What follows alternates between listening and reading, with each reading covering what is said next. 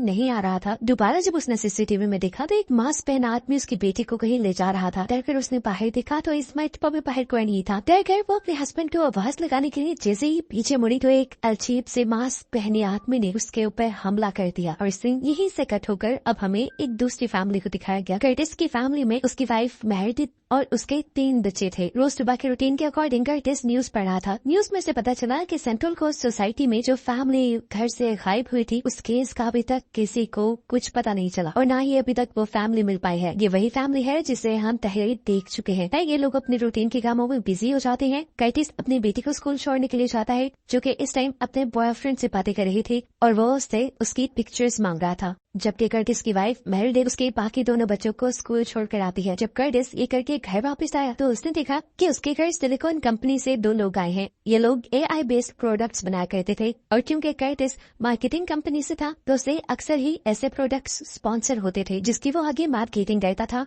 ये AI product पहले से काफी एडवांस था। कर्टिस उससे पूछता है क्या ये अलेक्सा की तरह है, जिस पर ये मॉडल खुद ही जवाब देता है नहीं, अलेक्सा तो सिर्फ एक एल्गोरिथम थी और मैं एडवांस AI हूँ। इंसानों की तरह सोच समझ बोल और सुन सकता हूँ, यहाँ तक कि देख भी सकता हूँ। ये बात सुनकर वो थोड़ा हैरान हुआ। तब सामने बैठी हुई लड़की बोली आप इसे ऐसे नहीं समझ पाएंगे, जब तक कि आपके घर इंस्टॉल नहीं होगा तब तक आप इसे समझ नहीं पाएंगे। वो उसे इंसिस्ट करती है। कर्टिस इसे अपने घर इंस्टॉल करवाना नहीं चाहता था, लेकिन तब कर्टिस को उसके बॉस की भी कॉल आ गई और उसने भी जोर दिया कर्टिस को कि वो ही AI सिस्टम अपने घर पे इंस्टॉल कर ले। शाम में एक दूसरी लड़की कर्टिस के घर आती है जो इस AI असिस्टेंट जिसका नाम आया था उसको पूरे घर में इंस्टॉल कर रही थी ताकि आया हर चीज पे नजर रखे। इन लोगों ने छोटे छोटे कैमरास जगह जगह लगाए थे जिन कैमरास के अंदर माइक भी थे। इस चीज से मैरिड बड़ी अनकंफर्टेबल हो गई और बोली कि मैं पूरे घर में ये कैमरास लगवाना नहीं चाहती। इसलिए कंपनी के लोग सिर्फ ग्राउंड फ्लोर पर ही वो कैमरास लगाकर चले गए। उसके जाने के बाद ये लोग आया के ऊपर से कपड़ा हटाते हैं। साइड में रखा हुआ एक बहुत प्यारा सा डेकोरेशन लग रहा था। सभी AI से बात करते हैं। आयरिस को छोड़कर सभी को ये आया पसंद आई थी। आया जल्द ही बच्चों से भी घूमना चाहती है, उनसे बातें करती है और उन्हें टेबल साफ करने का टास्क देती है जिसके बदले वो उन्हें 10 पॉइंट देने वाली थी। बच्चे भी उसकी बात मानकर टेबल साफ कर देते हैं, जिसके बाद वो बच्चों को एक डॉक्यूमेंट्री दिखाते हैं। उसने बच्चों को अच्छी तरह से इंडल्ज कर लिया था और इससे मेरेडिथ का टाइम काफी बच गया था। आज काफी अर्से बाद मेरेडिथ और कर्टिस को एक साथ टाइम स्पेंड करने का भी वक्त मिला। ये लोग इसी चीज से खुश थे। थोड़ी देर में उनका बेटा जो सोने के लिए काफी तंग करता था उसने आकर कहा कि मैं सोने जा रहा हूँ। आया ने कहा है कि अगर मैं सो गया तो वो मुझे और पॉइंट देगी। बड़ा चीज देखकर मेरेडिथ हैरान भी हुई और खुश भी। फिर रात में अचानक कर्टिस की आंख खुली। उसने देखा कि उसका छोटा बेटा अजीब से हुलिये में आया के पास खड़ा हुआ था। मुझे उससे पूछते आया कि तुम यहाँ क्या कर रहे हो। तब उसके बेटे ने कहा कि डैड हमारे घर कोई आने वाला है। कर्टिस ने दरवाजे से बाहर देखा तो एक अजीब सी चेहरे वाली लड़की उनके घर के अंदर झांक रही थी। डरते हुए कर्टिस जब उसके करीब गया और दरवाजा खोला तो पीछे से किसी अजीब से पोस्टर ने उसके ऊपर हमला कर दिया और यहीं से कर्टिस की आंख खुल गई। पर हमें पता चला ये सिर्फ उसका एक बुरा सपना था। नींद अब कर्टिस की खुल चुकी थी। वो अब आया के पास आया। मुझे उसे देख ही रहा था तो एकदम से उसे अपने घर के बाहर हॉर्न की आवाज सुनाई थी। उसने बाहर जाकर देखा तो एक आर्मी वाला खड़ा था। उसने डिजिटल मास्क पहना हुआ था, बहुत ही क्रीपी सा, पर वो अजीबोगरीब साइन भी बना रहा था। ये मास्क पहना हुआ आदमी वही है जिसने पहले फैमिली में उस पूरी फैमिली के ऊपर हमला किया था। फिर 2-3 सेकंड के बाद वो अपनी वैन लेकर वहाँ से चला जाता है। फिर सुबह हो जाती है। सुबह उठने पर मेरेडिथ को एक पार्सल रिसीव हुआ था। आया ने बताया ये मैंने ही तुम्हारे लिए ऑर्डर किया है। ये एक हेल्दी डाइट है। पहले हफ्ते ये बिल्कुल फ्री है, लेकिन बाद में भी इसे परचेज करना तुम्हारे लिए ग्रोसरी से सस्ता पड़ेगा और तुम्हारी हेल्थ भी बेहतर रहेगी। कर्टिस जो अपनी बेटी को स्कूल छोड़ने के लिए जा रहा था उसे आया ने कहा कि जिस रास्ते से तुम रोज आते हो उस रास्ते पे आज एक्सीडेंट हुआ है, तुम अपना रूट चेंज कर लेना, तुम्हारा टाइम बच जाएगा। ये सुनकर कर्टिस खुश हुआ कि आया सबका काम आसान कर रही है। स्कूल जाते हुए आयरिस काफी परेशान नजर आ रही थी क्योंकि उसके क्लास फ्रेंड्स उसे अजीबोगरीब मैसेज कर रहे थे। स्कूल जाने पर उसे पता चला कि उसके बॉयफ्रेंड ने उसकी पिक्चर से एक गलत वीडियो बनाकर पूरे स्कूल में वायरल कर दी थी, जिससे उसकी इमेज बहुत ज्यादा इफेक्ट हुई। वो गुस्से में अपने बॉयफ्रेंड को फोन करके कहती है कि तुम्हारी इस हरकत के बारे में मैं डेन को शिकायत कर दूंगी। ये सुनकर वो हंसने लगा और बोला कि तुम ऐसा नहीं करोगी, मैं जानता हूँ, क्योंकि ऐसा करने पे ये सारा मामला तुम्हारे मॉम घर तक भी जा सकता है और तुम ऐसा कभी नहीं चाहोगी। इस लड़के की कॉल कट होते ही आयरिस को आया की कॉल आती है। आयरिस इस टाइम बहुत परेशान थी। आया ने उससे कहा परेशान मत हो, मैं तुम्हारी मदद करूंगी सब में, मैं तुम्हारे साथ खड़ी हूँ, मैं सारे इंटरनेट से तुम्हारी ये वीडियो डिलीट कर दूंगी। जिस पर आयरिस ने कहा पूरे इंटरनेट से तो कर दूंगी, लोगों के माइक से कैसे करोगी डिलीट, मेरा इमेज वापस कैसे अच्छा करोगी। जिसपे वो कहते हैं ये सब तुम मुझ पे छोड़ दो। आया ने सबसे पहले आयरिस के बॉयफ्रेंड की पिक्चर यूज करते हुए उसी की आवाज में एक वीडियो बनाई, जिसमें वो लड़का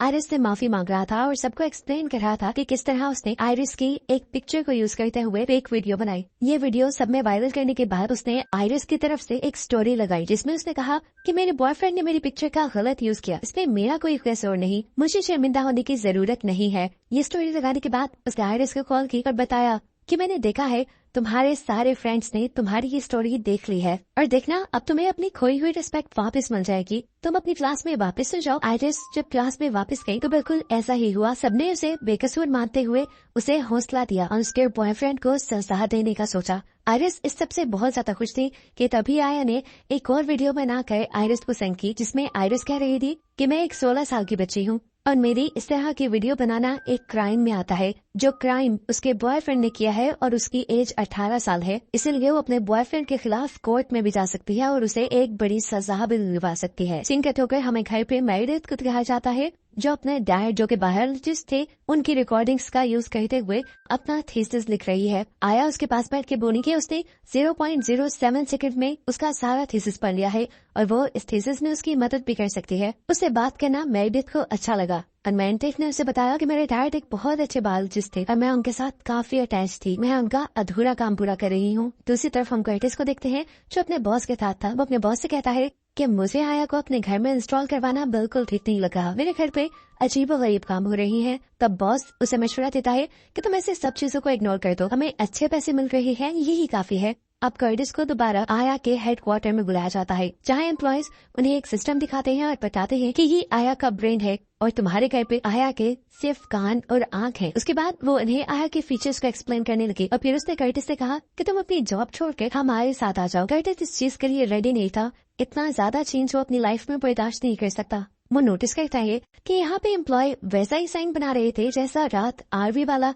उसके घर के बाहर बना रहा था और इससे उसे आया और आया से जुड़े हर बंदे में कुछ न कुछ गड़बड़ फील हुई। यही सोचते हुए जब वो घर आया तो देखा उसने कि मेरिडिथ बहुत खुश है। मेरिडिथ ने उसे बताया कि आज आया ने उसके बेटे की तबीयत खराब होने पर उसके बेटे की हार्ट बीट सुनकर उनके बेटे की बीमारी को डायग्नोज कर दिया। अगर ये बीमारी वक्त पे डायग्नोज ना होती तो उसकी जान भी जा सकती थी, लेकिन अब वक्त पे बीमारी डायग्नोज हो गई है तो इसका जल्दी से इलाज मुमकिन है। उनका बेटा काफी टाइम से बीमार था, बहुत से डॉक्टर्स उसका इलाज नहीं कर पा रहे थे, लेकिन आया ने उनकी मुश्किल आसान कर दी थी, इसीलिए मेरिडिथ को तो अब आया बहुत पसंद आ गई थी। कर्टिस ये सारी बातें सुनने के बावजूद भी खुश नहीं था। वो मेरिडिथ से कहता है तुम जितना भी कह रही हो ठीक है, लेकिन अब हमें आया को शट डाउन करना होगा, क्योंकि आया और उसकी कंपनी में कुछ गड़बड़ है। रात कुछ आरवी वाले हमारे घर पे नजर रख रहे थे और वो वैसा ही हैंड साइन बना रहे थे जैसा आज आया की कंपनी वाले बना रहे थे। मुझे लगता है ये किसी कर्ज से मिलता जुलता है। ये सब बातें आया ने सुन ली थी। अब आया मेरिडिथ के छोटे बेटे से कहती है देखो तुम्हारे मॉम डैड मुझे घर से निकाल गए हैं, लेकिन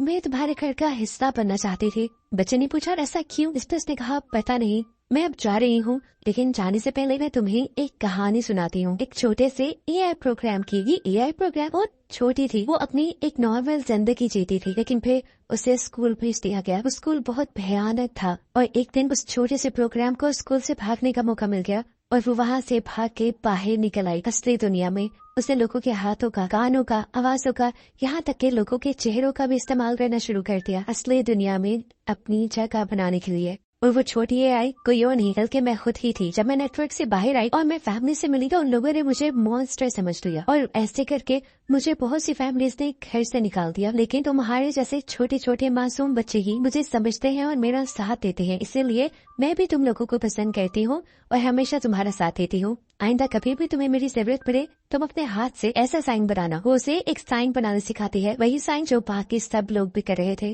और कहती है ये साइन जब जब तुम करोगे तब तब मैं तुम्हारे पास आ जाऊंगी। फिर यहाँ दिखाया जाता है कि अब कर्टिस और मेरिडिथ आया को शट डाउन कर देते हैं। शट डाउन करते ही आयरिस सबसे पहले सवाल करती है आया को क्यों बंद किया, जिस पर उसके डैड बताते हैं ये सही से काम नहीं कर रही थी और आयरिस ये सुन के नाराज हो गई। मेरिडिथ के छोटे बेटे ने उससे पूछा कि आया मर गई है, जिस पर मेरिडिथ ने बताया नहीं बेटा, आया कभी जिंदा थी ही नहीं। ये कहकर वो दोनों अपने काम पे चले और पीछे से दोबारा आयरिस ने उसे ऑन कर दिया। सीन कट हो गए। अब हमें आयरिस के बॉयफ्रेंड को दिखाया गया, जिसके पास अब आयरिस की कॉल आई थी। आयरिस उसे एक वीडियो देखने